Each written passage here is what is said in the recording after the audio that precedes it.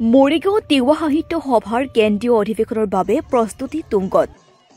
তিনিদিনীয়া বৰ্ণাঢ্য কাৰ্যসূচীৰে মৰিগাঁও ওজাৰিত অনুষ্ঠিত হ'ব তিৱা সাহিত্য সভাৰ কেন্দ্ৰীয় অধিৱেশন 21, 22 আৰু 23 মাৰ্চত অনুষ্ঠিত হ'ব এই অধিৱেশন যাৰ বাবে এতিয়া পূৰ্ণ প্ৰস্তুতি চলিছে অধিৱেশনৰ বাকৰিত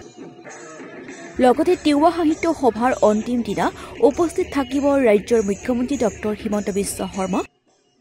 মুখ্যমন্ত্ৰীগৰাকীৰ সন্মুখীন 1000 গৰাকী তিৱা নৃত্যশিল্পীৰ নৃত্য হ'ব অধিৱেশনৰ বিশেষ আকৰ্ষণ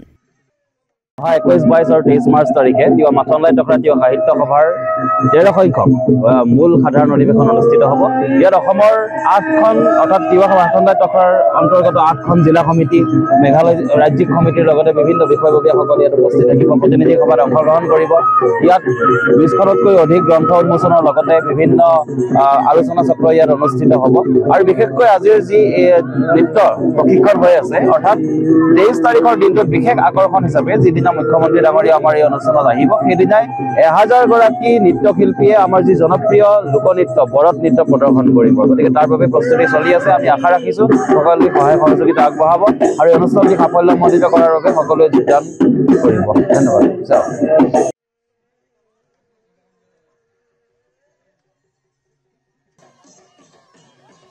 news desk report DB news